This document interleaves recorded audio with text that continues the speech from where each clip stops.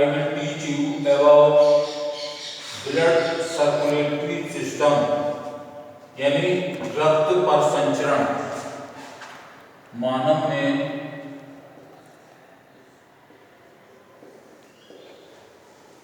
रक्त परिसंचरण यानी ये ब्लड जो है मानव के शरीर के अंदर किन किन नलियों में प्रवाहित होता है। तो मैं पहले इसको समझाने से पहले मैं एक धमनी और सिरा में कुछ डिफरेंस बताना चाहता हूँ। धमनी और सिरा ये मतलब देख लेना, अगर लिख नहीं पाऊँ वैसे तो लिखने की कोशिश करूँगा। प्योर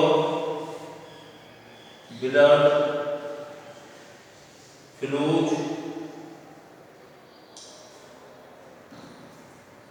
इन आर्टरी।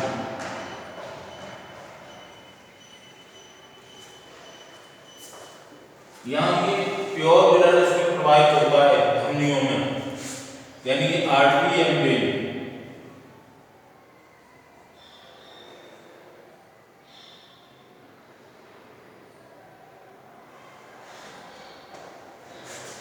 धमनियों में कैसा रक्त बहता है?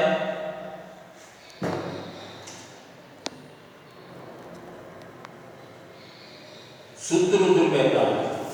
और यहाँ पर विद्यार्थी शॉर्ट में इम्प्योर यानी अशुद्ध ब्लड बहता है। किसमें? सिराओं में।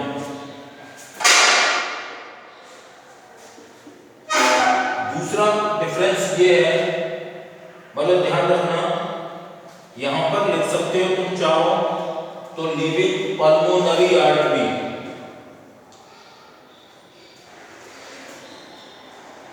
लिविंग पल्मोनरी आर्टरी, और यहां लिख देना लिविंग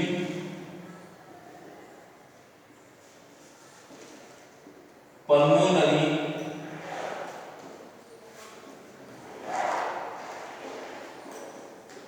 वेन्स।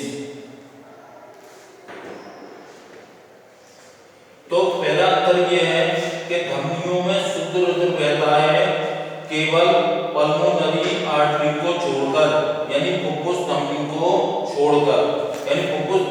हाँ, एक अंतर मैं बता दूं यहाँ पहले में, एक तो है फुफ्फुस धमनी, फुफ्फुस महाधमनी,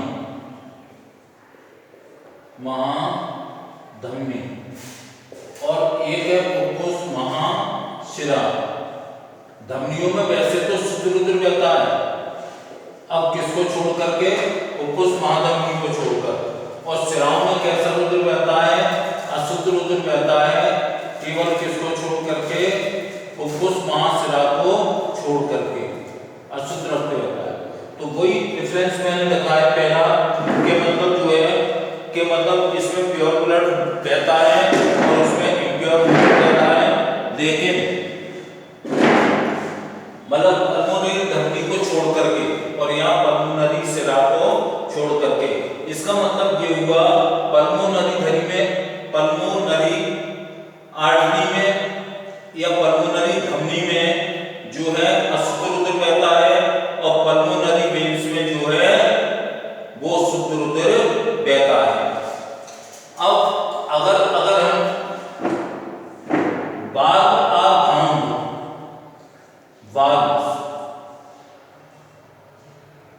valve is found,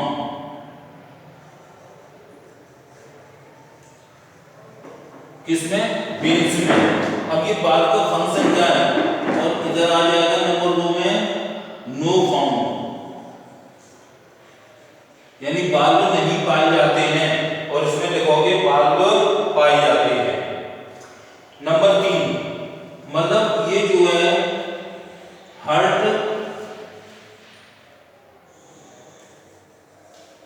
to all part of the body,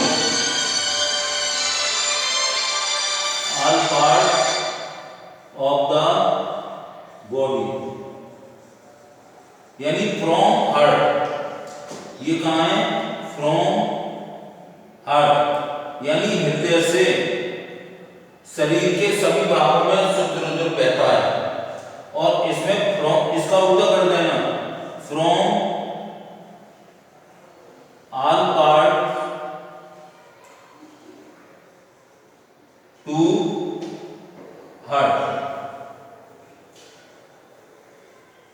यानी ये मतलब हुआ कि हृदय जो है शुद्ध रुधिर लेकर के, धमनियां जो है शुद्ध रुधिर लेकर के हृदय से शरीर के सभी अंगों तक पहुंचती हैं, और सिरा की तरफ लिख देना, सिराएं जो हैं वो अशुद्ध रुधिर शरीर के सभी अंगों से लेकर के हृदय तक आती हैं।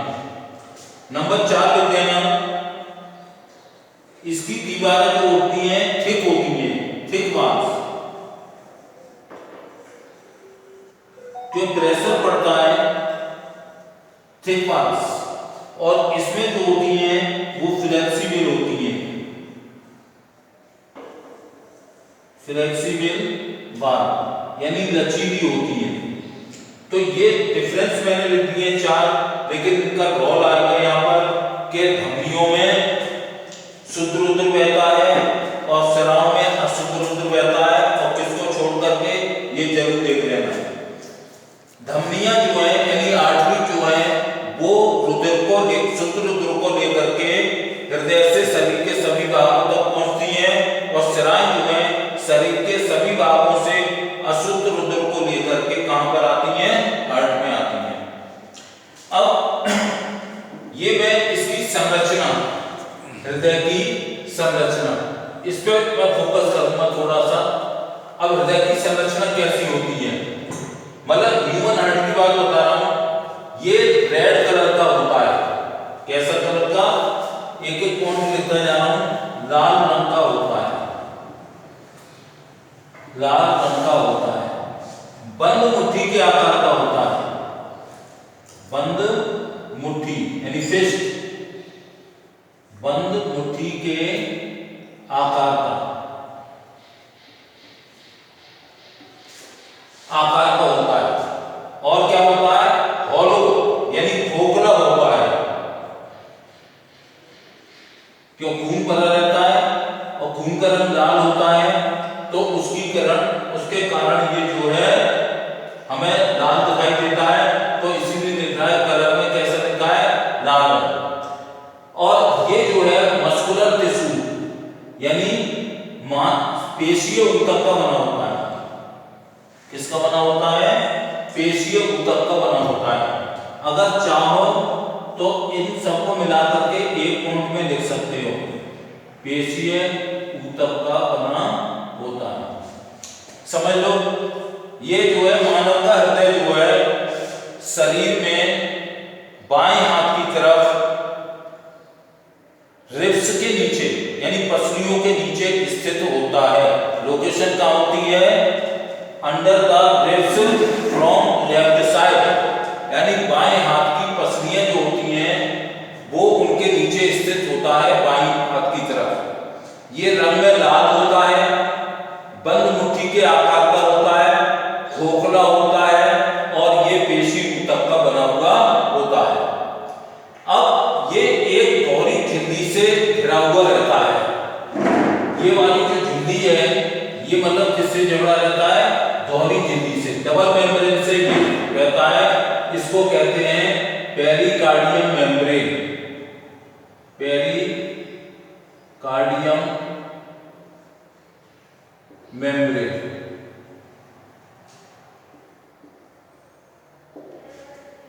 और एक्सटर्नल शॉक से हमारी रक्षा करता है, यानी जो बाहरी चोट लगती है उससे, क्योंकि इसके बीच में फ्लूइड भरा रहता है, एक द्रव पदार्थ भरा रहता है।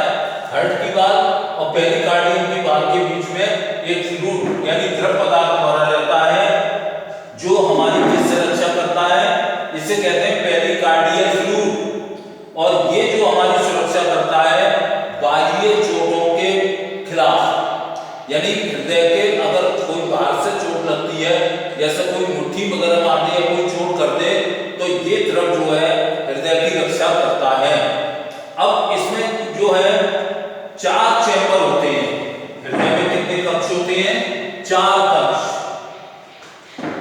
4 कक्ष, 2 ऊपर होते हैं और 2 नीचे होते हैं। ऊपर के तो दोनों एट्रियम यानी आलिंद कहलाते हैं और नीचे के दोनों कहलाते हैं निलय यानी वेंट्रिकल। यानी हृदय जो है 4 कक्षों से बना हुआ होता है, जिसमें ऊपर के 2 भाग आलिंद कहलाते हैं और नीचे के 2 भाग निलय कहलाते हैं। ये छोटे होते हैं आकार में दोनों निलय, और ये निलय इसकी अपेक्षा बड़े होते हैं।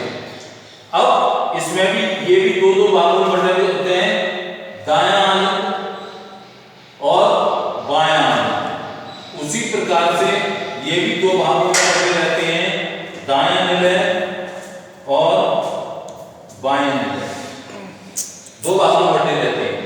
अब इसके अंदर जो है हम हृदय के शुद्ध रुधिर और अशुद्ध रुधिर यानी pure blood and impure blood could not meet each other.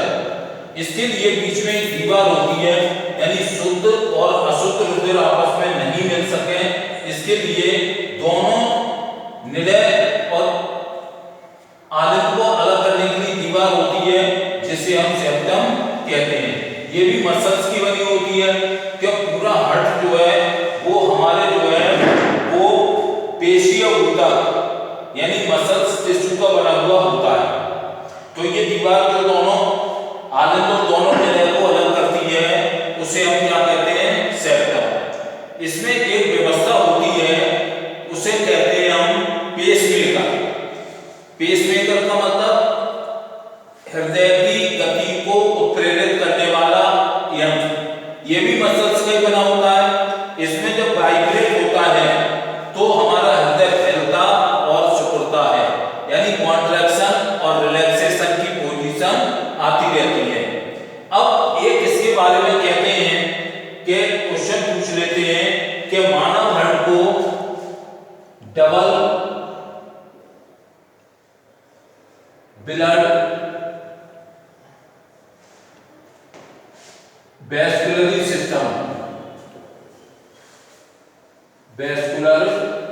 System क्यों कहते हैं? यानी मानव के हृदय को द्वि रक्त परिसंचरण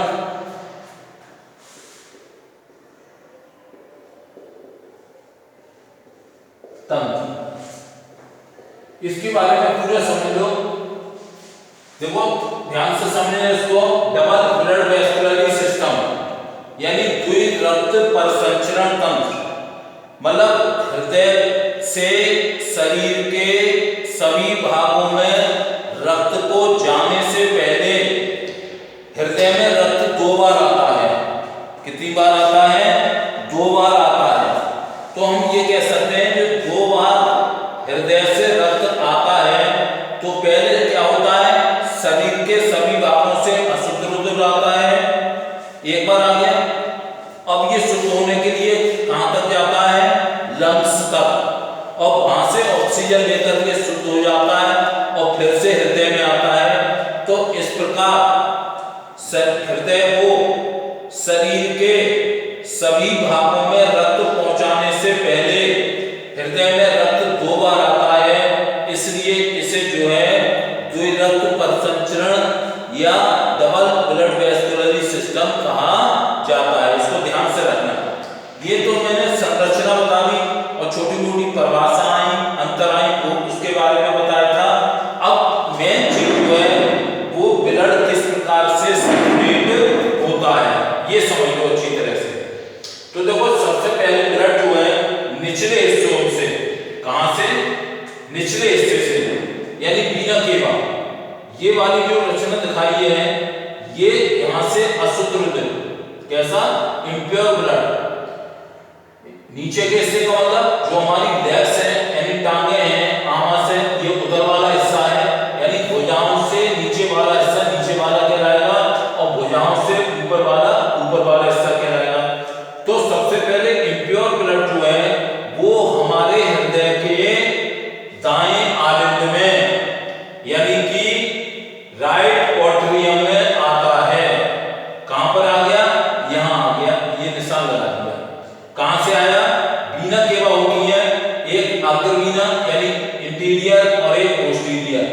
तो पोस्टीरियर नीचे वाले हिस्से लाएगी, इंटीरियर आगे वाले हिस्से लाएगी, यानी सिर वाले हिस्से से। तो सिर वाले ऊपर वाले हिस्से यानी भुजाओं से ऊपर का हिस्सा, वहां से अशुद्ध इम्प्योर ब्लड जो है और नीचे से इम्प्योर ब्लड जो है इस वीना केवा के द्वारा मतलब कहां पर आता है, हार्ट के राइट ऑट्रियम यानी कि दाएं आलिंद में आता है। उसी समय मतलब क्या होता है, ये मैंने दो अवस्थाएं चलती हैं वो ध्यान रखना, एक कॉन्ट्रैक्शन और एक रिलैक्सेशन। Contraction and relaxation.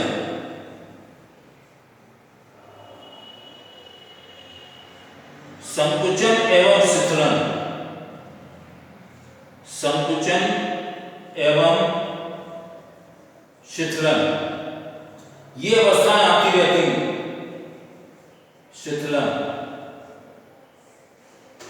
पुनः बता रहा हूं उसको, वीना केवा दो है, एक अग्र वीना केवा, एक पश्च वीना केवा, यानी सिराएं हैं, अग्र महासिरा और अग्रसिरा और पश्चसिरा। तो पश्चसिरा नीचे के भाग से और अग्रसिरा जो है ऊपर के भाग से अशुद्ध रुद्र लेकर के आती हैं और हमारे दाएं आलिंद में यानी राइट ऑट्रियम में आकर के प्रविष्ट कर जाती है। उसी समय जो ट्राइकस्पिड वाल्व जो होता है, ट्राइकस्पिड वाल्व खुल जाता है और वो ब्लड जो है वो दाएं निलय में यानी राइट वेंट्रिकल में आ जाता है। रास्ता ध्यान रखना, नक्शा पहले कहां आया, राइट एट्रियम में आया और फिर राइट वेंट्रिकल में आया, किसके थ्रू, ट्राइकस्पिड वाल्व, त्रिबलन कपाट, त्रिबलन कपाट के द्वारा आ जाता है। उसी समय फुफ्फुस महाधमनी का और यहां से रक्त पहुंचता है और ये फुफ्फुस महाधमनी के द्वारा यानी एओर्टा जो है ये फुफ्फुस महाधमनी के द्वारा रक्त कहां पहुंचता है, फेफड़ों तक, और वहां से ये जो है क्या ग्रहण करता है, ऑक्सीजन, यानी श्वसन क्रिया के दौरान जो ऑक्सीजन ग्रहण की जाती है उसको ये ले लेता है। अब ये लेकर के जो है वो कैसा है, शुद्ध रुधिर में परिवर्तित हो जाता है। कैसे रुधिर में, शुद्ध रुधिर, और शुद्ध रुधिर हृदय जो है अब फिर आएगा हृदय में, तो दो बार आ गया नहीं, एक बार अशुद्ध गया और अशुद्ध रुधिर कहां गया, विभिन्न रास्तों से फेफड़े तक, वहां से ऑक्सीजन लेकर के वो क्या हो गया, प्योर ब्लड में कन्वर्ट हो गया और प्योर ब्लड में चेंज होने के बाद हार्ट के बाएं हिस्से में आ जाता है। किधर आ जाता है, लेफ्ट ऑट्रियम में आ जाता है। लेफ्ट ऑट्रियम में होता है बाइकस्पिड वाल्व यानी द्विबलन कपाट, वो त्रिबलन कपाट था, ये है द्विबलन कपाट। अब इसके द्वारा रुधिर जो है ये द्विबलन कपाट खुल जाता है तो कहां जाता है, बाएं वेंट्रिकल यानी बाएं निलय में आ जाता है। ये लिखा हुआ है रुधिर कहां आ गया, बाएं निलय में आ गया। अब बाएं निलय से जो है कॉन्ट्रैक्शन और रिलैक्सेशन के कारण जो है वो महाधमनी में प्रवेश कर जाता है। कहां प्रवेश कर जाता है, और महाधमनी में। अब महाधमनी से ये रुधिर जो जाएगा वो कहां जाएगा, धमनियों, धमनी से किसमें पहुंचा, धमनियों, धमनियों से धमनकाओं और धमनकाओं से वेसल्स यानी छोटी छोटी नलिकाएं, पतला जाल होता है, उसके द्वारा शरीर के सभी भागों में पहुंचा दिया जाता है। इसका एक मैप बनाने की कोशिश करूंगा मैं, उसको ध्यान रखना, यानी ब्लड हमारा कहां कहां आता है और कहां कहां जाता है। हिंदी में लिखने की कोशिश कर रहा हूं मैं, देख लेना तुम इससे नाम और मिला लेना। एक तो पश्चसिरा, पश्च महाशिरा, और ये अग्र महाशिरा, अग्र महाशिरा। इन दोनों से एक साथ ही रक्त आएगा। कहां पर आएगा, हृदय के दाएं आलिंद में,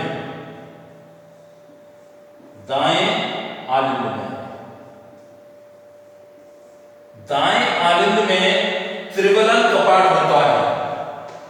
कौन सा? त्रिबलन कपाट। यानी यहां लिख दूं, इसके तीर के ऊपर लिख दूं ट्राई, सी का मतलब कस्पेट, वी का मतलब बार। इसके थ्रू जो है दाएं निलय में रखा जाता है, दाएं निलय में। और दाएं निलय से फुफ्फुस महाधमनी के द्वारा, यानी पल्मोनरी आर्टरी के द्वारा कहां पहुंचता है ये? लंग्स यानी फेफड़ों तक यानी लंग्स। अब यहां पर ये इंट्राओक्युलरी है, फेफड़ों तक आने तक। अब ये लंग्स से ले लेता है O2। क्या ले लेता है? O2। तो ब्लड हो जाता है। अब वो ब्लड कहलाएगा ऑक्सी हीमोग्लोबिन युक्त रुधिर, यानी शुद्ध हो जाता है। ये कैसा हो गया? शुद्ध। अब शुद्ध रुधिर जो है अब कहां पर आएगा? अब आएगा ये बाएं हिस्से में। तो पहले आएगा बाएं आलिंद में आएगा, और बाएं आलिंद में जो है वो कौन सा कपाट होता है? Dicuspid valve. अब इसके थ्रू ये जो है किस में आ जाएगा? बाएं निलय में आ जाएगा, बाएं निलय में आ जाएगा। बाएं निलय में जब आता है तो ये वाल्व ये जो है किधर? महाधमनी की ओर प्रवेश कर जाता है। एक ओर महाधमनी में जाकर के ये धमनी जो है अनेक धमनी जो है धमनियों, और धमनियां जो है धमनकाओं और अनेक पतली पतली नलिकाओं में विभक्त होकर के सारे शरीर में शुद्ध रुधिर ट्रांसपोर्ट हो जाता है। धमनी का मतलब आर्टरी, धमनियों का मतलब आर्टरीज, और उससे भी छोटी जो नलिका वेसल्स होगी पतली पतली, वो मतलब वेसल्स होगी, और उसके द्वारा शरीर के सभी भागों में पहुंच जाता है। इस तरह से मानव में रुधिर का परिसंचरण पूर्ण हो जाता है। अब नेक्स्ट वीडियो में मैं जो है वो तुम्हें शायद एक्सक्रीशन के बारे में यानी उत्सर्जन के बारे में बताऊंगा। उसको पढ़ लेना पहले, और पढ़ने के पश्चात उससे पूछना। तब तक के लिए थैंक यू। और इसको जरूर तैयार कर लेना, इसके चित्रों का अभ्यास कर लेना, और इस पाठ के ही चित्र ज्यादा हैं, उन चित्रों का अभ्यास कर लेना। तब तक के लिए थैंक यू।